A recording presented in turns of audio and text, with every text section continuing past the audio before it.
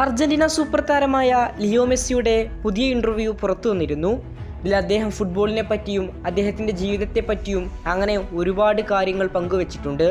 ഇത് സോഷ്യൽ മീഡിയയിൽ നിറയെ മെസ്സിയുടെ ഇൻ്റർവ്യൂയുടെ ഓരോ ക്ലിപ്പുകളാണ് നമുക്ക് കാണാൻ സാധിക്കുന്നത്. ഈ ഇൻ്റർവ്യൂവിൽ ലിയണൽ മെസ്സി നെതർലാൻഡിനെതിരായുള്ള മത്സരത്തിൽ മെസ്സി നടത്തിയ ആ ഐക്കോണിക് സെലിബ്രേഷനെ കുറിച്ച് ഇപ്പോൾ തുറന്നു പറഞ്ഞിട്ടുണ്ട്. നമുക്കറിയാം, നെതർലാൻഡ് അർജന്റീന പോരാട്ടത്തിന് മുന്നേ നെതർലാൻഡ് പരിശീലകനായ വാൻഗൽ അർജന്റീന ഫുട്ബോളിനെ മോശമായി ചിത്രീകരിക്കാൻ ശ്രമിച്ചിരുന്നു. ഇതിൻ്റെ കാരണത്താൽ തന്നെ അന്നത്തെ മത്സരത്തിൽ ലിയോ മെസ്സി നെതർലാൻഡിനെതിരെ ഗോൾ സ്കോർ ചെയ്തപ്പോൾ വാൻഗലിന് നേരെ റിക്വൽമി സ്റ്റൈൽ സെലിബ്രേഷൻ നടത്തിയിരുന്നു. ഇത് പിന്നീട് ഫുട്ബോൾ ലോകം ഏറ്റെടുക്കുകയും ചെയ്തു.